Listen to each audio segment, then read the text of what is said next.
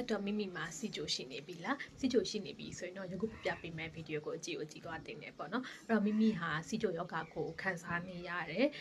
စီချိုယောဂကိုတေချာ control မလုပ်ဘူးဆိုလို့ရှိရင်တော့နောက်ဆက်တွဲအနေနဲ့ဆိုလို့ရှိရင်နှလုံးသွေးကြောပိတ်တာနှလုံးသွေးကြောကျဉ်တာလေဖြတ်တာလေဖြန်းတာမျက်လုံးတိမ်ဆွဲပြီးတော့မျက်လုံးကွယ်သွားတဲ့နောက်ဆက်တွဲပြီးထွက်ဆိုကြိုတွေဖြစ်နိုင်ပါတယ်အဲ့တော့ဒီလိုမျိုးနောက်ဆက်တွဲပြီးထွက်ဆိုကြိုတွေမဖြစ်အောင်ဘယ်လိုအပြုမှုနေထားရမလဲဆိုတာ နဲ့ပတ်သက်ပြီးပြပြပေးသွားပါမယ်